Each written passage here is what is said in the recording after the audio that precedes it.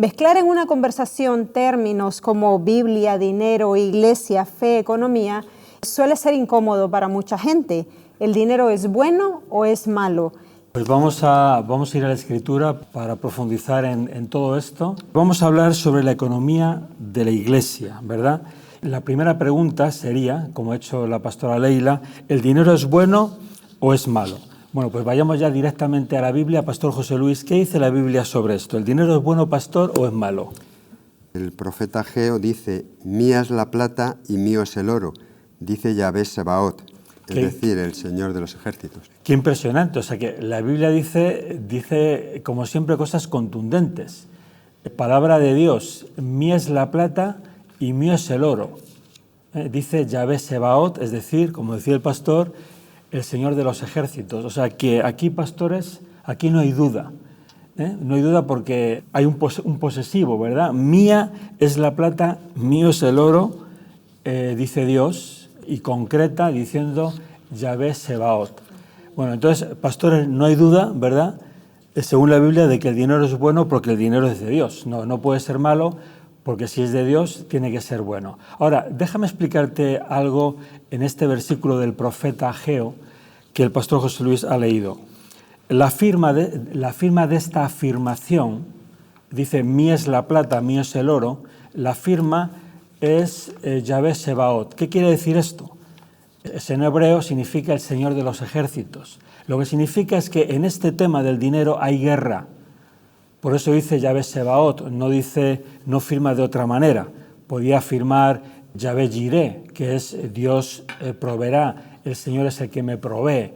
O podía firmar simplemente Yahvé, o podía firmar Elohim, que es el creador. Pero no. Esta afirmación en la palabra de Dios es muy contundente y su firma es muy clara. Yahvé Sebaot. ¿Por qué? Porque hay guerra. Porque con el dinero siempre hay conflicto. Porque el diablo siempre quiere robarle el dinero a Dios. Vamos a ir hablando un poquito de esto. Por ejemplo, si vamos a la vida de Jesús, todos sabemos que Judas, o deberíamos saber, si somos cristianos, deberíamos conocer estas cosas, leyendo la Biblia, sabemos que Judas era su tesorero. También sabemos que Judas no era buena gente. Jesús lo sabía. Lo que pasa es que Jesús nos da oportunidad siempre hasta el último momento. Jesús está dispuesto a ir hasta el final, a ver si cambiamos, a ver si queremos cambiar. Entonces Jesús tenía un tesorero que era malo. A veces el tesorero es malo, pero Jesús, dice la Biblia, y sabemos, ¿verdad?, que Jesús, si hay alguien bueno, es Jesús. Ahora, el tesorero que tenía era malo. Y la Biblia cuenta que Judas le robaba de la bolsa. Ahora, el dinero acaba en malas manos, y esto es muy interesante, cuando los seres humanos lo usamos mal. Voy a volverlo a decir. El dinero es de Dios, el dinero es bueno, pero cuando los seres humanos lo gastamos mal, lo usamos mal, acaba en manos del diablo. Voy a poner un ejemplo como muy contundente, muy claro. Cuando un ser humano gasta su dinero, fruto de su esfuerzo, de su trabajo, de su tiempo, es decir, de vida invertida en ganar su sueldo, lo invierte en droga, está poniendo el dinero bueno que es de Dios en manos malas. Es un ejemplo contundente que creo que lo deja claro. Entonces, estamos viendo que el dinero es de Dios, es bueno, lo dice la Biblia, no lo digo yo. Más claro que lo que hemos leído, hay más versículos obviamente, pero hemos elegido uno contundente. Mía es la plata, dice Dios, mío es el oro, firma el comandante en jefe de los ejércitos de los cielos, porque es un asunto donde hay guerra, donde el diablo siempre quiere robarnos lo que Dios nos da.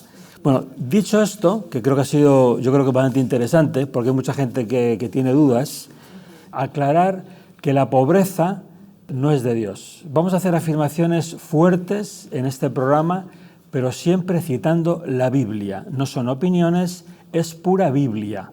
Ahora, diferenciar entre el pobre y la pobreza. La pobreza es algo malo. La pobreza es mala, no viene de Dios. Ahora, el pobre no necesariamente es alguien malo. Se puede ser pobre porque hay otros malos que insisten en que tú seas pobre y se esfuerzan en que tú seas pobre. Entonces, la pobreza sabemos que no viene de Dios, según la Biblia, Elohim, el creador, Dios creador, el Dios del Génesis, el creador del cielo y de la tierra, no te creó para que fueras pobre. Esto es algo muy serio, muy importante. O sea, Dios no nos creó para que fuéramos pobres, no nos creó con esa idea. Él nos creó para que viviéramos en abundancia, en bendición, para que tuviéramos una buena vida. Es decir, la idea de Dios no fue que fuéramos pobres. La Biblia hace afirmaciones, como veíamos antes, contundentes. Vamos a seguir leyendo afirmaciones en esta línea. La Biblia dice cosas como: no he visto justo desamparado, ni su descendencia que mendigue pan. Esto es un tema interesante. Pastores, vamos a la Biblia. Estamos citando al rey David. Adelante. El malvado toma prestado y no paga, pero el justo tiene misericordia y da. Porque sus benditos heredarán la tierra, y los por él malditos serán cortados. Por Yahvé son afirmados los pasos del hombre aquel en cuyo camino él se complace. Aunque caiga, no quedará postrado, porque Yahvé sostiene su mano. Joven fui y he envejecido, y no he visto justo desamparado, ni a su descendencia que mendigue pan. En todo tiempo tiene misericordia y presta, y su linaje es para bendición. Apártate del mal y practica el bien, y tendrás morada para siempre. Porque Yahvé ama la causa justa y no desampara a sus piadosos. Para siempre serán guardados, pero la descendencia de los malos se extinguirá. Los justos heredarán la tierra, y habitarán en ella perpetuamente. La boca del justo profiere sabiduría, y su lengua habla justicia. Amén. Entonces estamos hablando, según la Biblia, de que la pobreza no viene de Dios. Yo no sé si esto a alguien le está sonando nuevo, pero es Biblia, ¿eh? Vamos a leer varios versículos, varios pasajes, para dejar claro que la pobreza no viene de Dios. Dios no nos creó para que fuéramos gente pobre. Entonces vamos a creerle a Dios para realmente ser lo que Él estableció cuando nos creó. Entonces hemos leído: joven fui y he envejecido, y no he visto justo desamparado, ni su descendencia que mendigue pan. Es decir, hay una relación entre ser un hombre justo y las riquezas o la pobreza, y también afectando a nuestra descendencia. Eso es lo que dice la Biblia. Seguimos leyendo. Otra de estas afirmaciones contundentes, dice la Biblia: el justo deja herencia a los hijos de sus hijos, es decir, a sus nietos. Es decir, cuando una persona vive de acuerdo a las ideas de Dios, sus nietos van a tener una buena economía. ¿Dónde dice esto, pastores? Adelante. Fortuna sin esfuerzo se desvanece, pero el que recoge con mano laboriosa la aumenta. La esperanza que tarda es tormento del corazón, pero árbol de vida es el deseo cumplido. El que menosprecia la palabra perecerá por ello, pero el que teme el mandamiento será recompensado. Estamos leyendo en el libro de Proverbios, capítulo 13, nos puedes seguir desde tu casa. Versículo 14 dice: la enseñanza del sabio es manantial de vida, que aparta de los lazos de la muerte. El buen entendimiento confiere gracia, pero el camino de los transgresores va a la ruina. El sagaz actúa con prudencia, pero el necio hace manifiesta su necedad. El mensajero malvado caerá en desgracia, pero el enviado fiel es medicina. Miseria y oprobio para quien rechaza la corrección, pero el que guarda el consejo será honrado. El deseo cumplido deleita el alma. Apartarse del mal es abominación a los necios. Quien con sabios anda, sabio será, pero el que se allega a necios se echa a perder. La desgracia persigue a los pecadores, a los justos la paz y el bien. La herencia del bueno queda en su familia, pero la riqueza del pecador está reservada al justo. El barbecho de los pobres abunda en alimento, pero se puede perder por falta de justicia. El que escatima el castigo aborrece a su hijo, el que lo ama temprano lo corrige. El justo come y sacia su apetito, pero el vientre de los impíos padece escasez. Seguimos leyendo ahora en Proverbios capítulo 11, adelante. Versículo 24 dice: hay quienes reparten y más se les añade, y hay quienes retienen más de lo justo y terminan en la indigencia. El alma generosa será saciada, y el que sacia a otros, también él será saciado. Proverbios capítulo 6, adelante. Observa a la hormiga, oh perezoso, mira sus caminos y sé sabio. La cual no teniendo capitán, ni gobernador, ni soberano, prepara en el verano su comida, y en el tiempo de la siega guarda su sustento. ¿hasta cuándo dormirás, oh perezoso? ¿cuándo te levantarás de tu sueño? Un rato duermes, otro dormitas, un rato cruzas los brazos y descansas. Y te llega la miseria del vagabundo y la indigencia del mendigo. Proverbios capítulo 21. Los planes del diligente solo traen ganancia, los del precipitado solo indigencia. Proverbios 24. Pasé junto al campo del perezoso, por la viña de un hombre sin entendimiento. Y aquí todo estaba cubierto de espinas, su faz estaba cubierta de ortigas y su muro de piedra derribado. Al verlo, reflexioné, lo vi y aprendí la lección. Un poco de soñar, un poco de dormitar, un poco de cruzar las manos para descansar. Y tu miseria te sobrevendrá como la del vagabundo y tu indigencia como la del mendigo. Proverbios 28-27 dice, el que da al pobre no pasará necesidad, pero el que aparta sus ojos tendrá muchas maldiciones. Vamos también con Proverbios capítulo 10, versículo 22. La bendición de Yahvé es la que enriquece y no añade tristeza con ella. Qué interesante. Yo quiero hacer énfasis en este último versículo. Hay muchos más en la Biblia. Dice que la bendición de Dios, en este caso Yahvé en hebreo, es la que enriquece y no añade tristeza con ella. Estamos hablando de que cuando Dios te bendice, cuando Dios me bendice, necesariamente me enriquece. Es decir, la bendición de Dios siempre trae bendición también en lo material, en lo natural. Dios no nos creó para ser pobres. Esa no fue la idea de Dios. La pobreza es fruto de vivir de espaldas a las ideas de Dios. En la medida que más ideas de Dios aplicamos en la sociedad, más reparto de la riqueza hay, menos pobres hay. Este versículo es para aprenderlo de memoria. Es también muy contundente. Es decir, cuando Dios bendice, te enriquece. Y es una riqueza que te añade alegría. Es muy interesante esto. Entonces, la bendición de Dios siempre te bendice también en la economía. No hay que tener problemas con eso, porque es de Dios. Por ejemplo, Abraham, que es el padre de la fe, el padre de los judíos y el padre de los árabes. Deberían llevarse un poquito mejor, los judíos y los árabes, porque los dos son hijos de Abraham. Dice la Biblia que Abraham era riquísimo. Es que cuando uno lee la Biblia y se da cuenta de cómo Dios piensa, hay ideas que circulan por la sociedad que uno las tiene que desechar, porque dice que Abraham era riquísimo. Vamos a la Biblia, pastores. ¿Qué dice el libro de Génesis? Adelante. Subió pues Abraham desde Egipto hacia el Néguev, él y su mujer y todo lo que poseía, y Lot con él. Y Abraham era muy rico en ganado, en plata y en oro. Tremendo, ¿no? Isaac, su hijo, fue prosperado 100 por 1.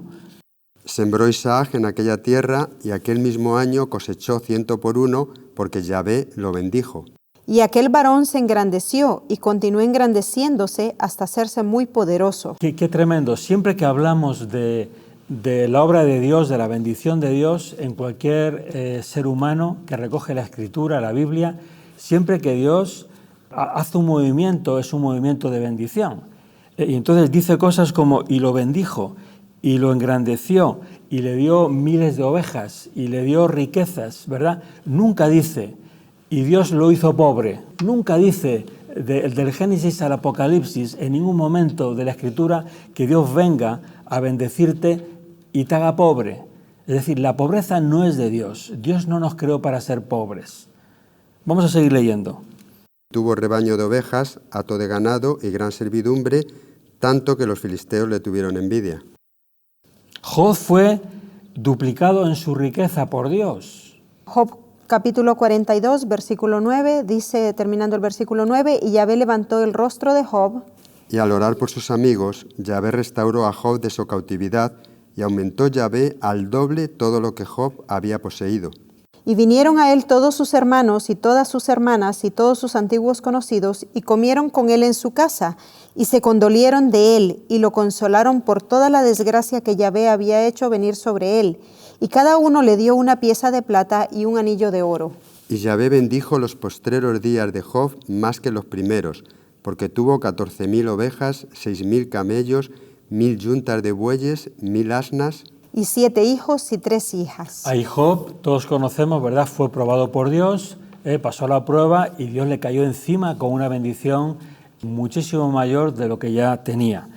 Si vamos al monte Sinaí, donde Dios le entrega la ley a Moisés, las tablas de la ley, algo que el cine ha recogido tantas veces y últimamente no con mucha brillantez, tengo que decirlo, pero es algo que todos conocemos, ¿verdad? Las tablas de la ley de Moisés.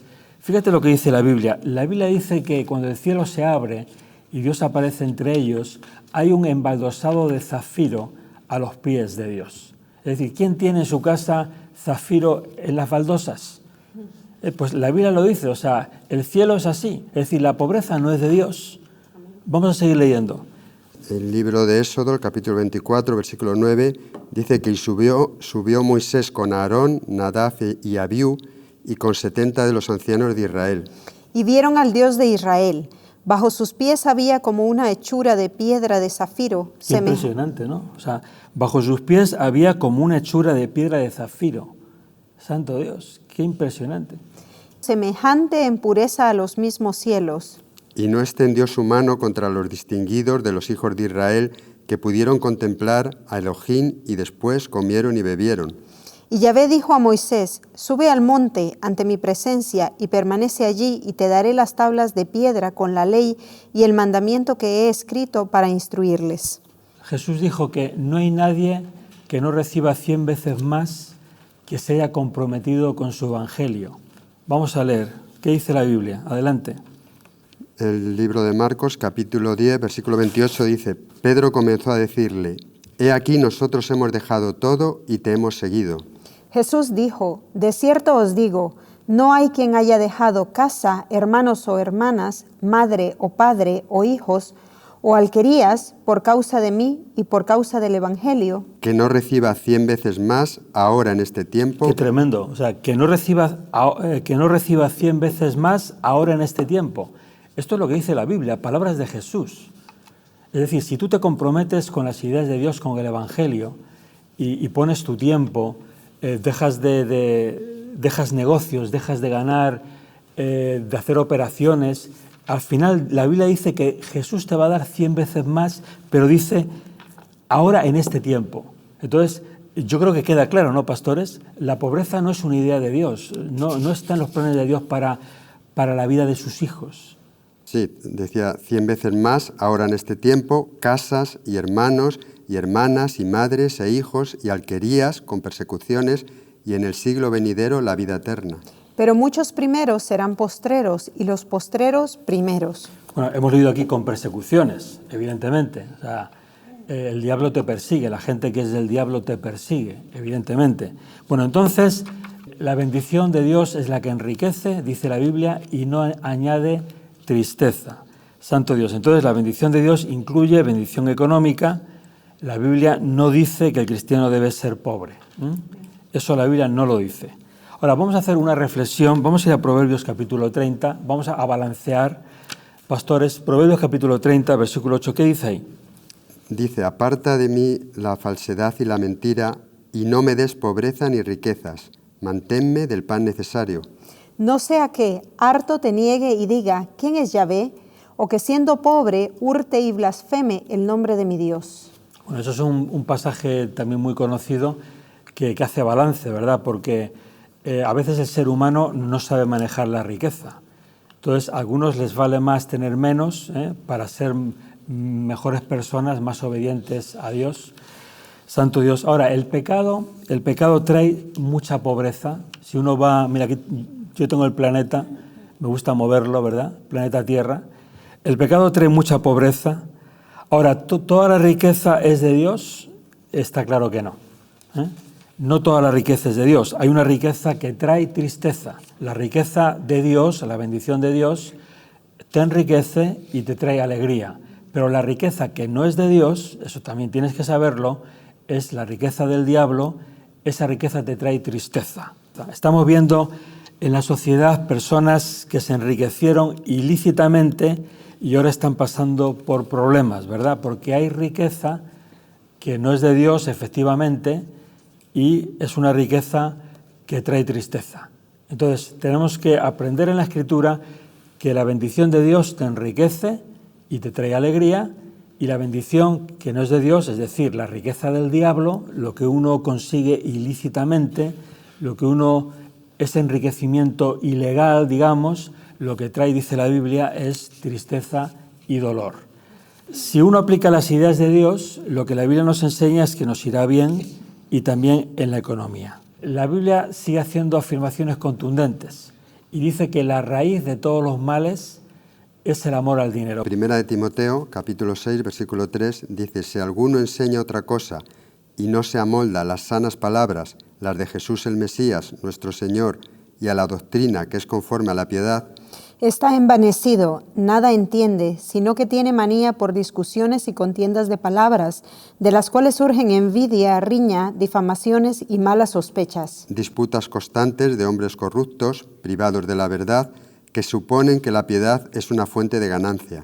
Aunque fuente de gran ganancia es la piedad acompañada de contentamiento. Porque nada trajimos al mundo y nada podemos sacar. Así que, teniendo sustento y abrigo, estemos contentos con esto. Pues los que quieren ser ricos caen en tentación y trampa y en muchas codicias insensatas y dañinas, las cuales hunden a los hombres en destrucción y perdición. Porque raíz de todos los males es el amor al dinero, el cual, codiciando algunos, se descarriaron de la fe y se traspasaron a sí mismos con muchos dolores. Entonces el problema comienza cuando el ser humano empieza a amar en su corazón lo que no debe amar, ¿verdad? La Biblia es muy clara: amarás al Señor tu Dios con todo tu corazón. Cuando dedicamos parte de nuestro corazón a amar otras cosas que no sea Dios, como es el dinero, entonces ya le estamos dando lugar al diablo. Entonces vamos a dar unas conclusiones. Estamos viendo en este primer bloque del programa, porque queremos hablar de la economía de la Iglesia, pero estamos viendo de que el dinero es bueno, el dinero es de Dios. Dice la Biblia claramente, lo hemos leído: mío es la plata, mío es el oro. Hemos visto que esa afirmación la firma Yahvé Sebaoth, es decir, Dios de los ejércitos, porque es un asunto en el que hay pelea, donde hay guerra, porque el diablo quiere robar la riqueza de Dios, la riqueza que Dios nos da. Hemos visto también que cuando gastamos dinero en cosas malas, lo estamos cambiando de manos, lo estamos poniendo en manos incorrectas. En lugar de estar en las manos de Dios, en las manos de la gente de Dios, lo ponemos en manos del diablo, de la gente del diablo. Estamos viendo, hemos leído pasajes donde vemos que la pobreza no es de Dios, que Dios no nos creó para que fuéramos pobres.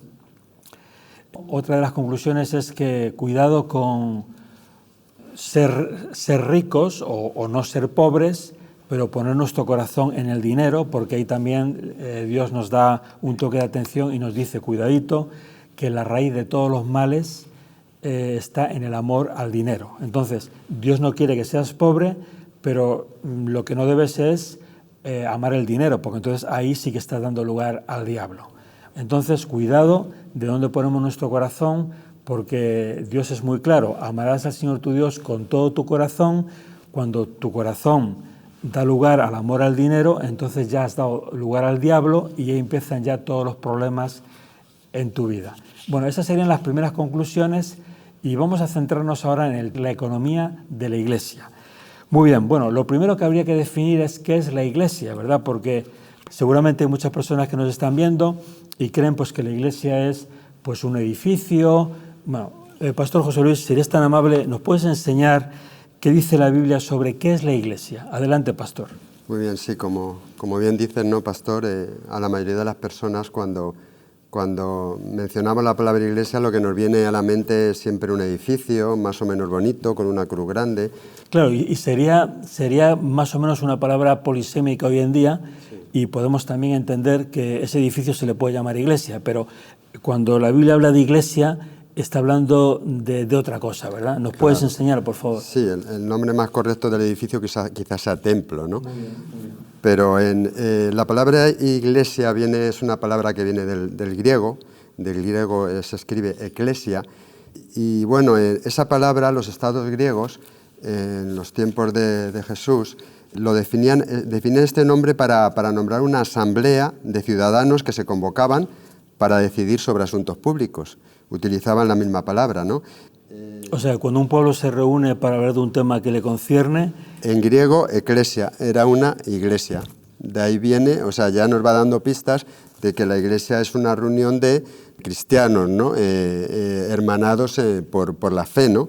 Pero el término, ese es el término griego. El término hebreo es kaal, que traducido en la Septuaginta, que es una versión griega del Antiguo Testamento en griego. O sea, es una Biblia emblemática, ¿verdad?, que se pasó todo el hebreo del Antiguo Testamento al griego, ¿verdad?, que con mucho peso, digamos, en la historia de las traducciones. Esa Biblia traduce la palabra Kaal o Cajal, no sé exactamente cómo se pronuncia, designa a la asamblea o congregación de Israel. Entonces, en esencia, lo que la palabra iglesia define es a una comunidad de creyentes unidos todos pues, por una fe en Jesús, por una fe por la obra regeneradora del Espíritu Santo, por una fe en la sangre de Cristo. Entonces es una iglesia universal independientemente incluso de religiones. O sea, los verdaderos cristianos son los que están unidos por la misma fe, la fe en Jesús, la fe en su sangre, ¿no?, que derramada por los pecados y que han nacido de nuevo, que es lo que dice la Biblia, ¿no? La Biblia habla de una obra regeneradora, de un nuevo nacimiento. Entonces, en la Iglesia universal, por ejemplo, el apóstol Pablo dice acerca de mi conducta otro tiempo en el judaísmo, perseguía sobremanera la Iglesia de Dios. Siempre habla de la Iglesia universal. Ahora bien, también en muchos pasajes de la Biblia se nombra a iglesias locales. Por ejemplo, dice, había en la iglesia que está en Antioquía profetas y maestros, es decir, es una iglesia localizada localmente, pero igualmente se está refiriendo a las personas, por supuesto. Hablando de una diaconisa que se llamaba Febe, dice que está en la iglesia en Cencrea. También habla de la iglesia que está en Jerusalén. O sea,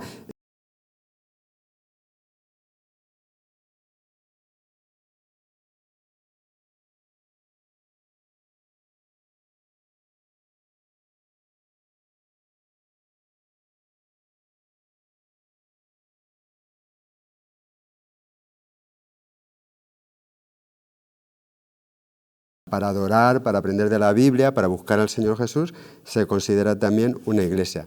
En resumen, la iglesia es una comunidad de creyentes que están unidos y que todos tienen un mismo sentir, ¿no?, y que todos han nacido de nuevo. O sea que entonces la palabra iglesia del griego eclesia viene, digamos, de la sociedad cotidiana, no tiene nada que ver con el mundo de la fe, y Jesús la toma y la usa porque está hablando de asamblea, ¿verdad?, de la reunión de los creyentes unidos a través del Espíritu Santo en la fe en Jesús. Sí, fíjate que el Señor Jesús dice que donde están 2 o 3 reunidos en mi nombre, ahí estoy en medio de ellos. ¿Qué quiere decir? Que donde hay 2 o 3 reunidos en el nombre de Jesús se puede considerar iglesia, ya eso. Es lo que dice además en este último versículo, la iglesia que está en su casa. Qué bueno, y eso sería más bien una iglesia local, ¿no? Exacto. Una iglesia local. Pero también, pastor, tú has hablado de la iglesia universal. Y a mí me gustaría explicar algo con mucho cariño, con mucho respeto. Normalmente en países como España, cuando se habla de la iglesia, siempre se habla de la iglesia católica, y yo quiero ser muy respetuoso, ¿verdad?, porque nosotros estamos aquí para hablar de Jesús, para animarte a leer la Biblia y para respetar las confesiones religiosas, ¿verdad? Pero hay que tener en cuenta que en el mundo hay más o menos 2.200 millones de personas que nos definimos cristianas.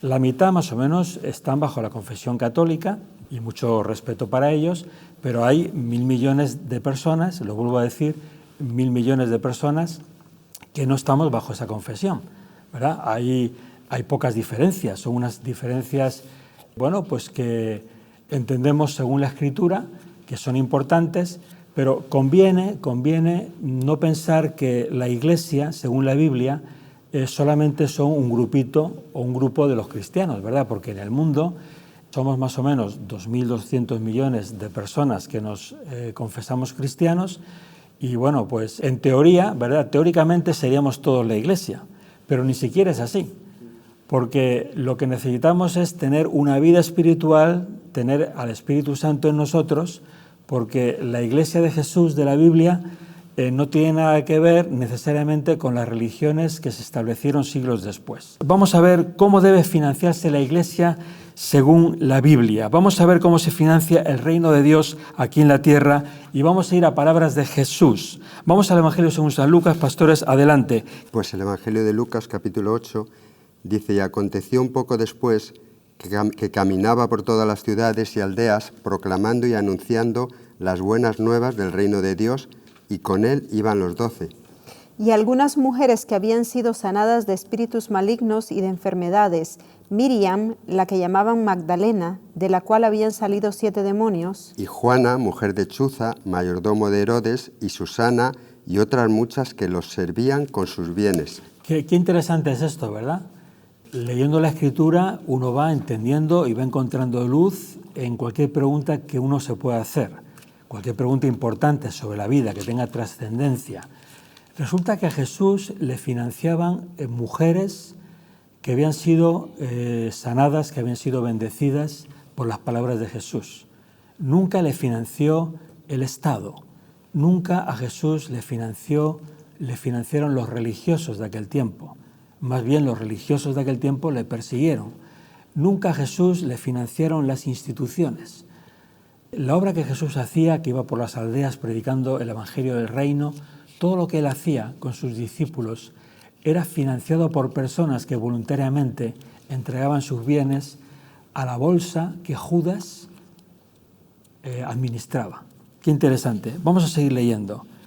Evangelio según San Juan, capítulo 12, dice así: 6 días antes de la Pascua, Jesús fue a Betania, donde estaba Lázaro, a quien Jesús había resucitado de los muertos. y le hicieron allí una cena. Marta servía y Lázaro era uno de los que estaban reclinados con él. Y Miriam, tomando una libra de perfume de nardo puro de mucho valor, ungió los pies de Jesús y los enjugó con sus cabellos, y la casa se llenó de la fragancia del perfume. Pero Judas Iscariote, uno de sus discípulos, el que iba a entregarlo, dice: ¿Por qué no fue vendido este perfume por 300 denarios y dado a los pobres? Qué interesante, mira. La Biblia nos enseña cómo es el corazón de Judas. Judas, tesorero de Jesús, que le robaba de la bolsa y Jesús lo sabía, pero Jesús le estaba dando otra oportunidad y otra oportunidad y otra oportunidad, hasta 70 veces 7, a ver si cambiaba su corazón. Resulta que lo que él dice públicamente es: ¡qué desperdicio! ¿Cómo es que este perfume tan caro se desperdicia, dice él, ungiendo a Jesús?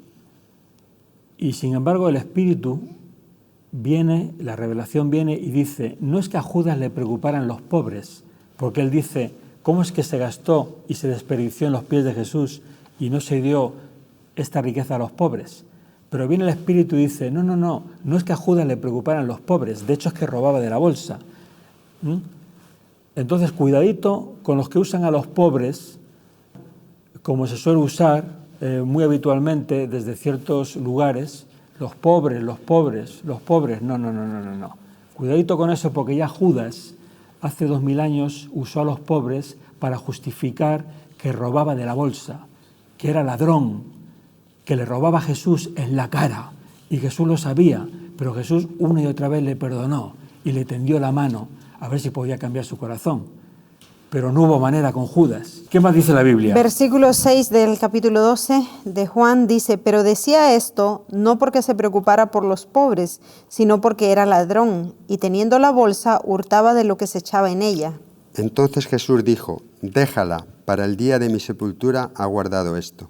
Santo Dios, estamos hablando de la economía de la Iglesia. Vamos a ver qué pasaba en la Iglesia al principio, los primeros cristianos, que no eran ni de una religión ni de otra. En aquel tiempo todavía no se habían levantado las denominaciones religiosas.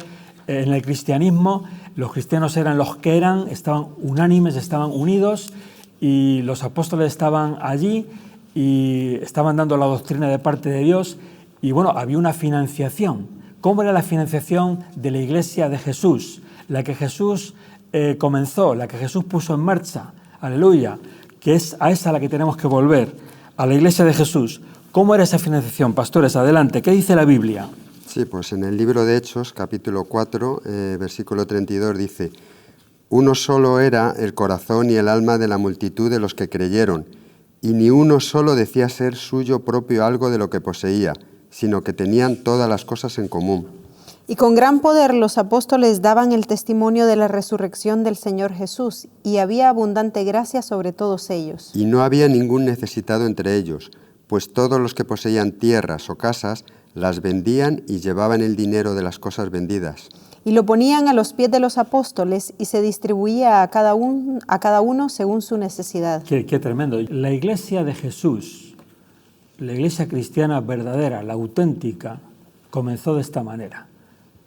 Es decir, ellos comenzaron a aplicar las ideas de Dios y fíjate, aquí dice, y no había ningún necesitado entre ellos, es decir, no había pobres, no había pobres. Señores, la iglesia de Jesús comenzó sin pobres porque mira lo que hacía. Claro, aquí está reflejando un momento de pureza de la iglesia, cuando comenzaba la iglesia, cuando todavía en la iglesia no había entrado gente mala, ¿verdad? Porque luego la Biblia avisa que empezaba a entrar gente mala encubiertamente. Ya en el siglo I la iglesia de Jesús en lo natural, porque en lo espiritual no es posible que entre gente mala, pero sí en el entorno natural empezó a entrar gente mala. Entonces, en aquel tiempo esto era posible. Ahora sería muy difícil que en un entorno cristiano de cualquier confesión, por muy puro que sea, que se pueda dar esto. Tendría que ser un entorno muy limitado en número de personas. No es fácil, ¿verdad? Y mucho menos a nivel internacional, porque dentro del cristianismo hay mucha gente mala. Hay mucha gente que se dice cristiana, pero de Dios no tiene nada. Son hijos del diablo, son hijos de Satanás, pero tienen la etiqueta de cristiano. Entonces, ahora mismo la iglesia natural está llena de tanta gente mala que este tipo de cosas serían imposibles de vivir. Pero en un principio sí fue posible, porque todos los que habían allí, la Biblia nos cuenta que la iglesia comienza con algo más de 120 personas, entre ellos la bienaventurada y bendita Virgen María, los 12 apóstoles, ¿verdad? Cayó Judas, se ahorcó, era un tipo malo, no solo porque le robaba a Jesús de la bolsa, sino porque él no tuvo ningún deseo de arrepentirse, de cambiar su corazón, de pedirle a Jesús ayuda. Jesús le hubiera ayudado, pero él no quiso, él siguió adelante con su plan, terrible, triste, lamentable, y con él y con ellos, la Virgen María y los 12 apóstoles, luego se incorpora el apóstol Pablo, ¿verdad? Pues había otros hombres de fe, como Esteban, Felipe, etcétera, que la Biblia relata. Claro, gente buena, gente pura, gente llena del Espíritu Santo, gente fiel a Dios, y entonces con ellos fue posible arrancar la iglesia con esta economía tan poderosa, que excluía, o sea, no existían los pobres, porque se repartía la riqueza. Qué tremendo. Y luego nos hablan desde ciertas ideologías que acaban en ismo, lo voy a decir, por ejemplo, comunismo. Nos hablan de ideas sociales, de reparto de la riqueza. Mira, esto no lo supera. Esto no lo supera ninguna de esas corrientes de pensamiento. Esto es de hace más de 2000 años. O sea, las ideas de Dios en la Biblia nadie las ha podido superar, nadie las ha podido mejorar. Lo que sucede es que se han ignorado, se han rechazado, se han despreciado cuando son tesoros del cielo para bendecir a la humanidad. Aquí la iglesia, cuando todavía es pura, cuando todavía no han entrado los insensatos, los inmundos, los hijos de Satanás, y se han puesto la etiqueta del cristianismo, la iglesia en su pureza es capaz de erradicar la pobreza. Lo dice la Biblia, libro de los Hechos, en la que está basada nuestra fe cristiana, de más de 2.200 millones de cristianos en el mundo, ¿verdad? El cristianismo tiene que estar basado en la Biblia, sino que es otra historia que nos hemos inventado. Bueno, entonces los primeros cristianos comenzaron haciéndolo así. Obviamente la cosa se empieza a torcer porque en esa iglesia preciosa, bendecida, ungida por el Espíritu Santo, empezó a entrar gente mala ya en el siglo I. ¿Cuánta más no habrá en el siglo XXI? 20 siglos entrando gente, unos buenos y otros malos. Y cuando digo buenos, personas que buscan que Dios les transforme, que Dios nos transforme el corazón, porque ya hemos enseñado también en estos programas de que no hay bueno ni a un uno, excepto Jesús, ¿verdad? Por eso necesitamos que Dios cambie nuestro corazón, pero tenemos que querer que Dios lo haga, ¿verdad? Bueno, entonces, ¿qué pasó? Vamos a ir a Hechos 5. Pues dice la palabra de Dios que entonces cierto varón de nombre Ananías, con Safira su mujer, vendió una propiedad. Pero sustrajo parte del precio, sabiéndolo también la mujer, y trayendo una parte la puso a los pies de los apóstoles. Y le dijo Pedro: Ananías, ¿por qué llenó Satanás tu corazón para que mintieras al Espíritu Santo y sustrajeras del precio de la propiedad? Reteniéndola, ¿acaso no quedaba siendo tuya? Y una vez vendida, ¿no estaba a tu disposición? Es decir, o sea, este hombre, Ananías, aunque estaba en este entorno de la iglesia primitiva, donde los ricos vendían sus propiedades, esas que tenían de más, personas que tenían varias propiedades y decían, bueno, me deshago de esta y de la otra, porque al haber aceptado la fe de Jesús en un tiempo de persecución, al haber entendido que Jesús era el Mesías, al haber entendido que Jesús era el autor de la vida, al haber entendido que en él había y hay vida eterna, esta gente fue afectada por el Espíritu Santo y dijo, ¿para qué quiero tanta riqueza? Voy a ponerlo a los pies de los apóstoles porque esto es lo que Dios quiere. Entonces, ¿verdad? Se desprendían de propiedades que no necesitaban y las ponían a los pies de los apóstoles, pero lo hacían voluntariamente de corazón, no estaban obligados a hacerlo. Jamás los apóstoles les pidieron que lo hicieran, fue algo que el Espíritu les movió a hacerlos. Es decir, Ananías no estaba obligado a hacerlo, pero él quiso quedar bien, él quiso decir, yo también voy a ser de los buenos, entre comillas, que voy a vender mis haciendas y voy a poner el dinero a los pies de los apóstoles, pero quiso hacer trampa, ¿verdad? Entonces, ¿qué fue lo que pasó? El versículo 4, reteniéndola, ¿acaso no quedaba siendo tuya? Y una vez vendida, ¿no estaba a tu disposición? ¿Por qué pusiste este asunto en tu corazón? No has mentido a los hombres, sino a Dios. Al oír estas palabras, Ananías cayó y expiró, y vino un gran temor sobre todos los que lo oían. O sea, estás diciendo, pastor, que al oír estas palabras del apóstol Pedro, que para algunos es el primer papa, yo no tengo ningún problema, pues este hombre, que para algunos es el primer papa, dio estas palabras y lo que sucedió es que Ananías se murió súbitamente. Bueno, si hacemos aquí algo así, nos llaman al 112, y se levanta un acta, una investigación. Bueno, al apóstol Pedro, al primer papa, le levantarían una investigación judicial. O sea, señores, ¿qué cristianismo es el que vivimos? ¿Cuál es la base de nuestra fe? A medida que vamos leyendo la Biblia, vamos viendo qué poco tiene que ver el cristianismo de Jesús, ¿verdad?, con el cristianismo del siglo XXI. Yo creo que merece una reflexión.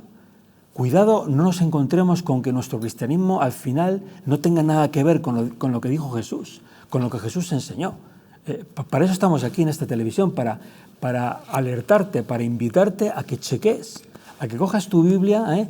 Yo aquí tengo muchas Biblias. ¿Qué quiere decir? Tengo diferentes traducciones, todas son excelentes. Al ser traducción de copias de originales, pues literalmente no dice lo mismo. Unas dicen Jesús iba con sus discípulos a Jerusalén y otras, camino de Jerusalén, iban los discípulos con Jesús. El significado que es el mismo, ¿no? Pero la literalidad obviamente no puede ser porque es diferente traductor. Entonces, ¿para qué estamos aquí? Para invitarte a que cheques tu fe, a que compruebes tu fe con la Biblia. No sea que te hayas llenado de ideas de hombres que hasta contradicen las ideas de Jesús, aunque se llamen cristianos. Santo Dios, qué peligro no comprobar en la Biblia nuestra fe.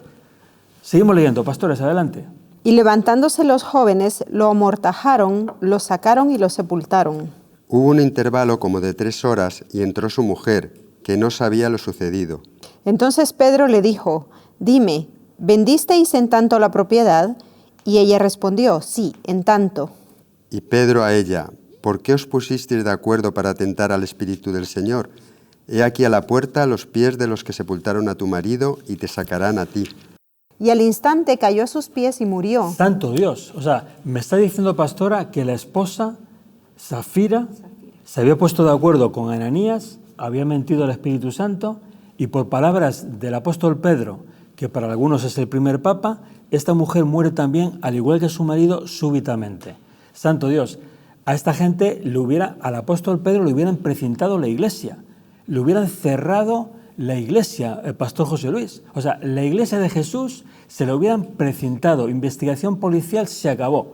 Ahí hay un hombre que habla supuestamente palabra de Dios y la gente cae y se muere, porque es gente que ha mentido y entonces viene la operación del Espíritu Santo, dice el primer papa, el apóstol Pedro, y caen súbitamente y se mueren. Yo creo que en el siglo XXI, si alguien tuviera ese mover de Dios, esa unción de Dios, le meten preso, le precintan en la iglesia, se acabó. ¿Es así o no? Señores, ¿en qué está basada nuestra fe? ¿Qué conexión tiene nuestra fe con lo que dice la Biblia, con el mover del Espíritu Santo que comenzó al principio? ¿Estamos realmente en ese mismo mover o estamos tan lejos que estas cosas nos chirrian los dientes, como cuando va uno con el coche por la carretera y se va a salir ahí el arcén y empiezan las ruedas a hacer ruido, a avisarte que te estás saliendo de la carretera? Cuidadito, no sea que nuestro cristianismo se salga de la carretera de Jesús, la carretera, el camino que Jesús estableció. Cuidadito, cuidadito, cuidadito. Estamos viendo fuentes de financiación entonces de la obra de Dios. ¿Cuáles deben ser las fuentes de financiación? La Biblia enseña que las necesidades de la obra de Dios se cubren con ofrendas del pueblo. Esto es muy importante. Dios no está contento si lo que Él dice que se haga a los que lideran su obra en diferentes países, ciudades, etcétera, etcétera, dentro de todas las confesiones cristianas. Dios no está contento cuando la financiación no viene directamente de su pueblo. La financiación para la obra de Dios tiene que venir directamente, dice la Biblia, del pueblo de Dios. Vamos a leer esto en la Escritura. Vamos al principio, Moisés en el desierto, tan conocido. ¿Qué dice la Biblia, pastores? Pues el libro de Éxodo, el capítulo 35, versículo 4, dice: Y habló Moisés a toda la congregación de los hijos de Israel, diciendo: Esto es lo que Yahvé ha ordenado, diciendo: Recoged de entre vosotros una ofrenda para Yahvé. Todo aquel de corazón generoso llevará la ofrenda para Yahvé: oro, plata y bronce, azul, púrpura y carmesí, lino fino y pelo de cabras, pieles rojas de carneros, pieles de tejones y madera de acacia, aceite para el alumbrado, especias aromáticas para el aceite de la unción y para el incienso aromático, y piedras de ónice y piedras de engaste para el efod y para el pectoral. Dios le había dicho a Moisés que levantara un tabernáculo, una casa portátil donde iba a habitar la presencia de Dios entre ellos en el desierto. Y entonces Dios le dijo a Moisés: dile al pueblo que traigan una ofrenda para mí. Y entonces los pastores han leído diferentes cosas que el pueblo trajo, no solamente oro, no solamente plata, no solamente bronce, sino también pieles, maderas, aceite, especias aromáticas. Es decir, cuando Dios dice que hay que hacer algo, o sea, todo lo que se necesita en la iglesia de Dios debe venir de ofrendas voluntarias, de generosos de corazón del pueblo de Dios. Éxodo capítulo 35, ¿qué dice ahí? Versículo 20, entonces toda la congregación de los hijos de Israel salió de la presencia de Moisés. Y todo aquel a quien su corazón impulsaba y todo aquel a quien movía su espíritu iba llevando la ofrenda a Yahvé para la obra de la tienda de reunión y para todo su servicio y para las vestiduras santas. Acudieron pues los hombres y las mujeres, todos los de corazón generoso, y llevaron aretes, zarcillos, sortijas y collares, toda clase de joyas de oro, también todo aquel que hubiera mecido una ofrenda mecida de oro para Yahvé. Y todo hombre que poseía azul, púrpura o carmesí, o lino fino, o pelo de cabras, o pieles rojas de carneros, o pieles de tejones, lo traía. Todo aquel que alzaba una ofrenda de plata o de bronce aportaba el donativo para Yahvé, y todo el que poseía madera de acacia para cualquier obra del servicio la traía. Además, toda mujer con habilidad hilaba con sus manos y llevaba hilado el azul, el púrpura, el carmesí y el torsal de lino fino. Todas las mujeres cuyo corazón las había impulsado con sabiduría tejieron el pelo de cabra. Los magnates aportaron piedras de ónice, piedras de engaste para el efod y para el pectoral, Especias y aceite para la iluminación, para el aceite de la unción y para el incienso de las especias. Todo hombre y mujer de los hijos de Israel cuyo corazón los impulsaba a contribuir en la obra que Yahvé había ordenado hacer por medio de Moisés, llevaron ofrenda voluntaria a Yahvé. Este es un pasaje, hay muchos en la Biblia donde claramente lo que Dios espera es que sea su pueblo quien dé directamente la ofrenda a los que están al cargo de, como en este caso Moisés estaba al cargo del pueblo de Dios. Porque hay una relación entre la ofrenda que da el cristiano, el creyente, en este caso el judío, ¿verdad? Y la respuesta de Dios. Vamos a ir a un momento en la vida de Jesús, al Evangelio según San Marcos. Jesús se posicionaba delante del arca de las ofrendas, donde el pueblo traía sus ofrendas. Vamos a leer en el Evangelio según San Marcos. Capítulo 12, versículo 41, y sentado enfrente del arca de las ofrendas, observaba cómo la gente echaba cobre en el arca, y muchos ricos echaban mucho.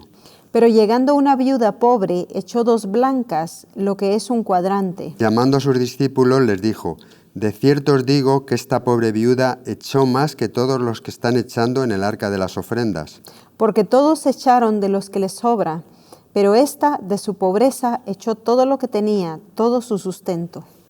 Qué interesante es esto, ¿verdad? Jesús nos habla de que muchos ricos echaban mucho, pero echaban de lo que les sobraba. Entonces estamos entendiendo que las ofrendas vienen del pueblo, pero también vamos a profundizar un poco cómo debe ser el corazón del ofrendante. Mateo capítulo 6, adelante. Capítulo 6, versículo 19. No acumuléis tesoros en la tierra, donde la polilla y el orín corrompen, y donde los ladrones irrumpen y hurtan. Sino acumulaos tesoros en el cielo, donde ni la polilla ni el orín corrompen, y donde los ladrones no irrumpen ni hurtan. Porque donde está tu tesoro, allí está también tu corazón. Qué importante es esto, ¿verdad? Bueno, entonces estamos hablando de cómo se financia la Iglesia del Señor. Punto primero, si quieres tomar nota, la Biblia habla de los diezmos. Vamos a leer en la Biblia, los diezmos es la primera fuente de financiación según la Biblia. ¿Qué es el diezmo? Pastor José Luis, ¿nos puedes hablar así en tu experiencia? Tú llevas diezmando muchos años. ¿Qué es el diezmo? Háblanos un poquito de qué es el diezmo. Traer a la casa de Dios es la 10ª parte de tus ingresos. Entonces, antiguamente el pueblo israelí lo que traía era principalmente los frutos, no fluía el dinero como hoy en día, pero traía los frutos de la cosecha, la 10ª parte, en esa época era para alimento de los sacerdotes, ¿no? Que cuidaban el templo. Y hoy, pues, adaptado a los días de hoy, pues es el 10%, la 10ª parte de lo que tú ingresas. Eso es lo que la Biblia habla que es el diezmo. Y el diezmo viene desde Abraham, ¿no? Sí, Abraham dio sus diezmos a Melquisedec, dice la Biblia, una batalla que hubo, que Dios le ayudó y Dios ganó, y dice que dio los diezmos de todo lo que tenía a sacerdote Melquisedec. Volvemos a lo que antes decías, Abraham era un hombre riquísimo, pero él ofrendaba y diezmaba a Dios. Ok, entonces la Biblia habla claramente que la obra de Dios se financia primeramente, punto primero, punto 1, con el diezmo de sus hijos. Es decir, si tú eres un cristiano, deberías dar el diezmo a la gente que te bendice, a la iglesia en la que tú estás. Si tú vives en un pueblo de España y tienes allí un párroco que te habla de Jesús, que te lee la Biblia, pues según la Biblia deberías darle el diezmo para que él tenga los recursos que necesita para seguir predicándote de Jesús y de la Biblia, no solamente a ti, sino al resto de los vecinos del pueblo. Eso es cristianismo. Así es como Dios dice que se financie su obra, con el diezmo que voluntariamente dan los fieles, los creyentes en Jesús y en la Biblia. Vamos a leer en Malaquías. ¿Qué dice Malaquías, pastores? Malaquías 3. Malaquías 3, versículo 7 dice: desde los días de vuestros padres os habéis apartado de mis estatutos y no los habéis guardado. Volveos a mí y yo me volveré a vosotros, dice Yahvé Sebaot. Pero vosotros decís: ¿en qué nos hemos de volver? ¿Robará el hombre a Elohim? Pues vosotros me habéis robado. Pero decís: ¿en qué te hemos robado? En los diezmos y en las ofrendas. O sea que aquí Dios claramente está hablando al pueblo de Israel porque dejaron de diezmar. Entonces Dios se molesta y dice: me estáis robando, porque la Biblia dice que el diezmo es de Dios. Estamos hablando a personas cristianas que les interesa el tema de cómo se financia la iglesia. Obviamente la gente que no es cristiana no tiene nada que ver con esto, ¿verdad? Pero los que somos cristianos, la Biblia nos dice la forma de financiar la obra de Dios aquí en la tierra, punto primero y principal, el diezmo de lo que ganamos. Si no damos el diezmo de lo que ganamos, la Biblia dice que le estamos robando a Dios. Entonces, si tú eres católico, o eres evangélico, o eres ortodoxo, o eres judeo-mesiánico, como cristiano, que es lo importante, ¿verdad? Vamos a hacer énfasis en cristianismo, no en confesiones religiosas. Si no estamos dando el diezmo de lo que ganamos, la Biblia dice que le estamos robando a Dios. No lo digo yo, lo dice la Biblia. Seguimos leyendo. Me habéis maldecido con maldición, porque vosotros, la nación toda, me estáis robando. Traed todos los diezmos al alfolí, y haya alimento en mi casa. Y probadme luego en esto, dice Yahvé Sebaot, si no os abro las ventanas de los cielos y derramo sobre vosotros bendición hasta que sobreabunde. Os alejaré al devorador y no os destruirá el fruto de la tierra, ni os hará estéril la vid en el campo, dice Yahvé Sebaot. Y todas las naciones os llamarán bienaventurados, porque seréis una tierra deleitosa, dice Yahvé Sebaot. Y bueno, aquí aparece otra vez Yahvé Sebaot porque es un asunto donde hay guerra, ¿verdad? Como decíamos antes. Ahora, cuando una iglesia cristiana no se financia con el diezmo de los creyentes, como decía el pastor José Luis, ¿verdad?, de los congregados en la asamblea, ¿verdad?, de los renovados por el Espíritu Santo, sino es financiada por un Estado, la cosa no está bien planteada, porque lo que Dios quiere es que el creyente traiga al templo, ¿verdad?, estoy hablando ahora del judaísmo, traiga al templo su ofrenda para que el templo funcione correctamente, para que ese creyente sea atendido correctamente. Ahora, cuando el dinero no viene directamente del creyente y es el Estado el que financia, entonces no sucede lo que Dios quiere que suceda, porque hay una relación entre la ofrenda que damos y la respuesta de Dios. Ya no habría tiempo, habría que dedicar mucho tiempo para explicar esto. Pero, ¿qué es lo que sucede? Por ejemplo, aquí en España tenemos el hábito de pagar impuestos y hacer una declaración más o menos en el verano, la declaración de la renta y de patrimonio. Y hay una casilla, Pastor José Luis, tú que por tu trabajo tienes más experiencia que yo en esto, hay una casilla donde uno puede elegir si da el dinero, un porcentaje pequeño, una confesión cristiana o no. Háblanos un poquito de esto. Sí, en la declaración de la Hacienda siempre... De la renta. De la renta, perdón, sí.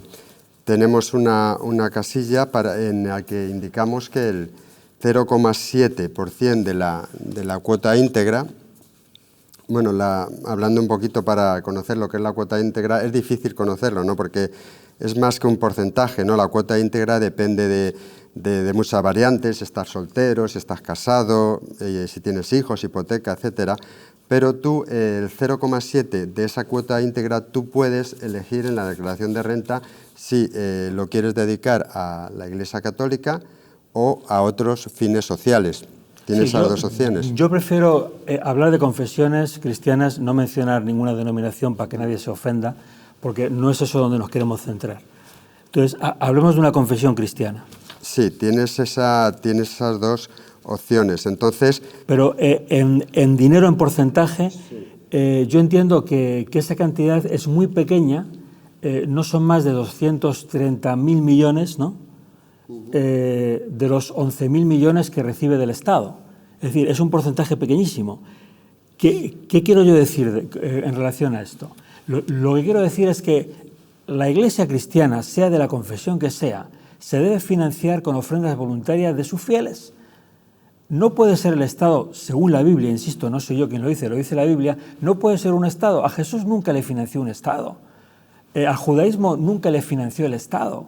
Es decir, son los fieles, desde Génesis hasta Apocalipsis, los que según Dios deben financiar la Iglesia, la actividad de la Iglesia a nivel natural. ¿Por qué? Porque si el fiel es el que financia, el fiel necesita recibir la respuesta del sacerdote, del sumo sacerdote, ¿verdad?, del templo, y entonces se produce una relación, porque el dinero es de Dios, el dinero es bueno y el dinero muestra, luego lo vamos a ver, el corazón del hombre. Ahora, cuando la mayoría de las necesidades de una confesión religiosa vienen del Estado, se está falseando totalmente la realidad espiritual de la fe, ¿verdad? Porque tiene que haber, pastores, tiene que haber una relación entre el dinero y la fe. Porque el dinero es de Dios, el dinero es bueno, mío es el oro, mío es la plata, dice Dios, y el dinero, cuando tú lo das, muestra cómo es tu corazón. Entonces, cuando los fieles no son los que financian, es decir, el cristiano, dice la Biblia, que debe dar el 10% de lo que gana a su confesión religiosa. Estoy hablando de cristianismo. Si tú como cristiano no quieres dar el 10% de lo que ganas, es que probablemente no amas mucho las cosas de Dios. O sea, lo que no puede ser es que personas que no son cristianas, pagando impuestos, de esos impuestos se destina una parte a pagar iglesias cristianas. No estoy dando nombres de denominaciones para que nadie se ofenda. Eso obviamente es una gran contradicción. O sea, ¿cómo una persona que tiene ideas contrarias al cristianismo, al pagar impuestos, está financiando una iglesia cristiana? Eso no tiene sentido. O sea, ¿cómo dinero que no es de Dios, que está en manos que no es de Dios, viene a financiar? Evidentemente, al final no financia nunca lo de Dios. No puede ser. O sea, Dios no admite trampa. Es decir, si queremos que nuestra iglesia cristiana sea de Dios, empecemos a financiarla con ofrendas según dice Dios, de sus fieles. Tiene que ser así. Si no, no estamos financiando la iglesia de Dios, estamos financiando otra cosa, se llame como se llame. Yo no sé si me estoy explicando, porque evidentemente estas no son cosas fáciles de explicar. La Biblia lo deja muy claro.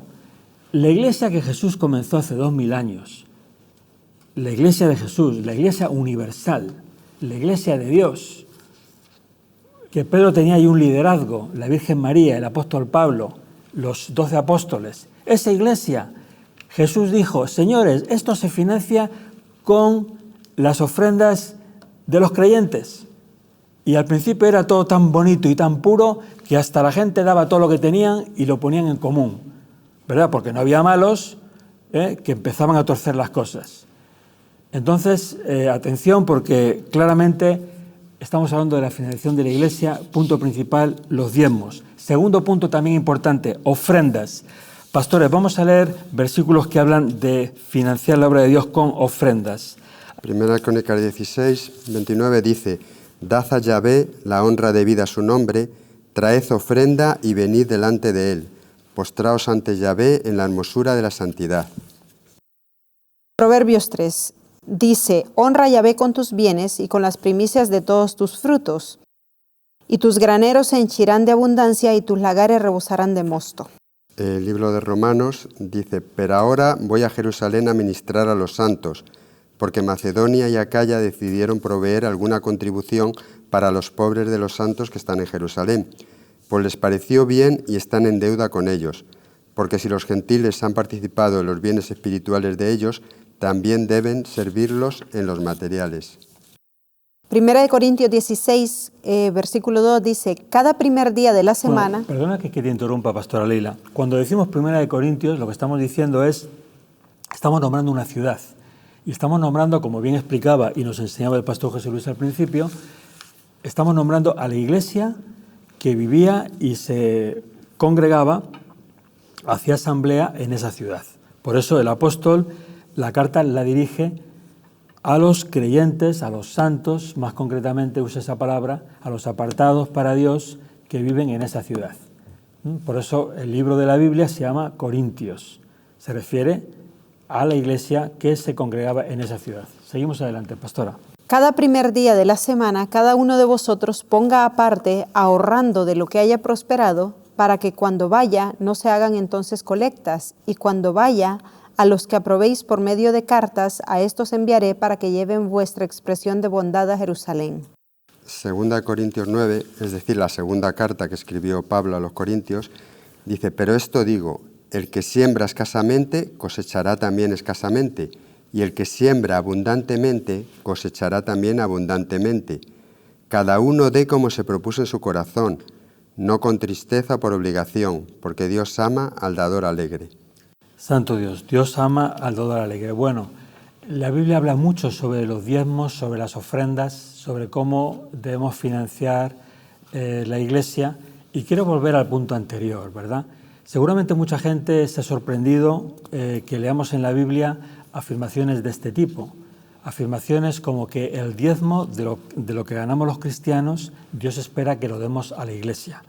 Yo estoy seguro que muchos de los que nos están viendo no están dispuestos a dar el diezmo a su iglesia. Eso denota que tal vez tú no tienes mucha confianza en la iglesia, en la que tú tienes depositada tu fe. Pero la Biblia es muy clara. Es así como Dios quiere que se financie su obra. No es desde el Estado, no es desde instituciones, no es desde presupuestos, no, es desde la fidelidad del creyente que cada mes o cada semana, como hemos leído, ¿verdad? Cada uno aparte, cada semana son diferentes momentos en la economía. Había momentos, incluso nosotros hace años se cobraba semanalmente, te hablo de hace 50, 60 años en este país, ¿no? Dios espera que tú fielmente como creyente lleves tu diezmo a la iglesia en la que tú crees que Dios está, ¿verdad? Que es la iglesia de Dios. Así es como Dios espera que se financie la iglesia. Si la iglesia se financia de otra manera, las cosas no van a funcionar bien, porque si no la estamos financiando bien, difícilmente va a afectar la sociedad correctamente. Bueno, vamos a seguir con este tema. Sobre las ofrendas, la Biblia habla mucho, hay diferentes tipos de ofrendas. Tampoco tenemos hoy tiempo para hablar con detalle de todo esto, pero sí me gustaría profundizar un poquito en la actitud del corazón cuando le damos dinero a Dios, ¿verdad? Cuando no tenemos deseo de dar dinero a Dios y sin embargo nos gastamos mucho dinero en otras cosas, la cosa no va bien. Yo como pastor he tratado con mucha gente, he dado consejería a mucha gente, he orado por mucha gente, te hablo de miles de personas. Son muchos años atendiendo personas, necesidades, inquietudes, preguntas, situaciones, problemas. Y cuando una persona no le quiere dar a Dios, ¿verdad? Y con dificultad le da 1 euro, ¿verdad? Estamos hablando de economías donde la gente gana 1.000, 2.000, 3.000 euros. Cuando a una persona le cuesta darle a Dios, pero no tiene problemas en gastar en pecado, la cosa no puede ir bien. Muchas veces no tenemos problemas en gastar en tabaco, no tenemos problemas en gastar en alcohol, no tenemos problemas en gastar en fiestas, no tenemos problemas en gastar en minifaldas, yo creo que queda claro, ¿verdad? Es decir, en ropa para seducir, en perfumes, en cosméticos. No tenemos problemas en gastar en muchas cosas, pero luego le damos a Dios una limosna, como si Dios fuera un mendigo. Obviamente eso no va bien. Y luego, como la iglesia no tiene dinero, el Estado tiene que dar. Eso bíblicamente es una barbaridad, es una incorrección que roza la gravedad. La iglesia, si es de Dios, debe estar financiada por los fieles, porque cuando un fiel está dispuesto a dar el diezmo y la ofrenda de lo que gana, es que ve en la iglesia algo que en su corazón le gusta. Dice, wow, esto es de Dios, yo quiero traer mi diezmo, porque Él es de Dios, eres un creyente que es de Dios, es un hombre de Dios, es una mujer con temor de Dios, y entonces ve algo que es de Dios y no tiene problema en traer su diezmo y traer su ofrenda. Entonces vamos a hablar de la actitud del corazón, porque muchas veces somos unos campeones para gastar en inmundicia, para gastar en adulterios, para gastar en fornicaciones, para gastar en envidias, para gastar en lujos, para gastar en muchas cosas, pero luego le vamos a dar a Dios y le damos 5 euros. Y entonces, claro, como la iglesia luego no tiene, y ahora hablo de la iglesia oficial en este país, pues el Estado le tiene que dar, porque si tuviera que vivir de las ofrendas de los fieles, la cosa no funcionaría. ¿Qué está pasando espiritualmente? ¿Qué está pasando espiritualmente? Que la financiación no es de acuerdo a la voluntad de Dios. Vamos a hablar del corazón del hombre y de la mujer para darle a Dios. Vamos a leer ahí versículos. Hay algo, Dios dice, Dios ama al dador alegre. Dios no puede amar a un dador de 5 euros cuando ganas 2.000, 3.000 euros. De la confesión que seas, Dios no está de acuerdo con que des el 0,7, que es un porcentaje muy pequeño de tu salario, ¿verdad? Cuando sí tienes dinero para gastártelo en otras cosas que tú sabes que a Dios no le agradan. Dios no está contento con eso. Vamos a leer versículos, pastores, adelante, Biblia. ¿Qué dice la Biblia sobre todo esto? La carta del apóstol Pablo a los Corintios: el que siembra escasamente cosechará también escasamente, y el que siembra abundantemente cosechará también abundantemente. Cada uno dé como se propuso en su corazón, no con tristeza o por obligación, porque Dios ama al dador alegre. Santo Dios, la Biblia habla de dad y se os dará. Donde está tu tesoro está tu corazón. Cuando nos presentamos delante de Dios, la Biblia es muy clara y nos dice, no vengas nunca con las manos vacías. Cuando tú vas a la iglesia a presentarte delante de Dios, no puedes ir con las manos vacías. Está hablando de ofrenda, está hablando de dinero. Si tú vas delante del príncipe de tu pueblo, no le vas a llevar 5 euros, ¿verdad? Sería una falta de respeto. No le vas a llevar 10 euros, no le vas a llevar, ¿verdad? Le llevarás algo que muestre honra, ¿verdad? Vamos a leer, pastores, ¿qué dice la Biblia? Pues sí, dice, cada año todo varón tuyo comparecerá 3 veces ante Yahvé tu Dios, en el lugar que haya escogido, en la solemnidad de los ácimos, en la solemnidad de las semanas y en la solemnidad de los tabernáculos. Está hablando de las fiestas judías. No se presentará con manos vacías delante de Yahvé. Si continuamos en Deuteronomio, capítulo 16, versículo 17, dice, cada uno dará lo que pueda conforme a la bendición que Yahvé tu Dios te haya dado. Aleluya. Nada que no me cueste, otro principio. No le podemos dar a Dios algo que realmente no te haya costado. En Primera de Crónicas, capítulo 21, versículo 22, dice, entonces David dijo a Ornán, dame este lugar de la era para que edifique un altar a Yahvé. Me lo darás por plata llena, para que sea detenida la plaga en el pueblo. Y Ornán respondió a David, tómala para ti, y que mi señor el rey haga lo que sea bueno ante sus ojos, y aún los bueyes daré para el holocausto, y los trillos para leña, y trigo para la ofrenda. Yo lo doy todo. Pero el rey David dijo a Ornán, no, sino que efectivamente la compraré por plata llena, porque no tomaré para Yahvé lo que es tuyo, ni sacrificaré holocausto que nada me cueste. Y David dio a Ornán por aquel lugar el peso de 600 siclos de oro. O sea, no ofreceré holocausto a Yahvé si no me va a costar, ¿verdad? Eso es un principio en la Escritura. Vamos a concluir haciendo un resumen con un punto último y tercero de dónde dar nuestro dinero para Dios. Pero antes vamos a hacer un resumen. Hemos visto que el dinero es bueno, que el dinero es de Dios. La Biblia es contundente en esto. Dice cosas como, palabra de Dios, mío es la plata, mío es el oro. Hemos visto que la pobreza no es de Dios, que Dios no nos creó para ser pobres, que si tú aplicas las ideas de Dios, Él te va a bendecir, que la bendición de Dios enriquece y no añade tristeza, que cuando Dios te bendice también te bendice en la economía. También hemos visto que hay otras riquezas que no son de Dios y traen problemas. Estamos viendo ahora en la sociedad, ¿verdad? Gente enriquecida ilícitamente que están acabando con muchos problemas de todo tipo, de descrédito, de salud, de santo Dios. Nadie queremos estar en su pellejo.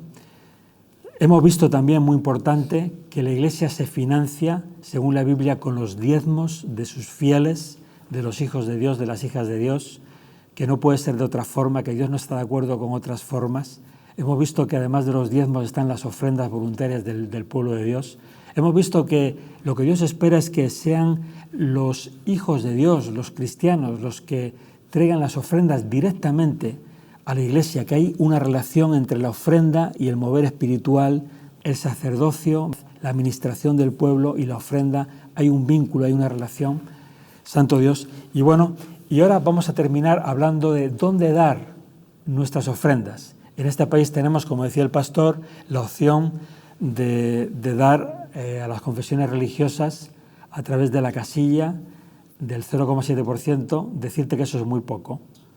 Con eso no se puede financiar algo que sea de Dios. Por eso luego, como no cuadran las cuentas, pues el Estado tiene que romper las normas de la Biblia. Bueno, el Estado no rompe normas. Quiero decir que el Estado aparece ahí para salvar una situación que debería solucionarse de otra manera. Entonces, ¿dónde dar? Punto tercero y último de este programa, ¿dónde dar? ¿Cómo le das a Dios tu diezmo? Tú que eres una persona que tiene temor de Dios, tú que eres una persona que eres un cristiano verdadero, tú que eres una persona que me sigues escuchando después de 2 horas de haber dicho cosas fuertes, que sabes que esto es de Dios, que seguramente si estás en España pues eres católico, ¿verdad? Y tal vez si estuvieras en otro país pues serías de otra confesión cristiana.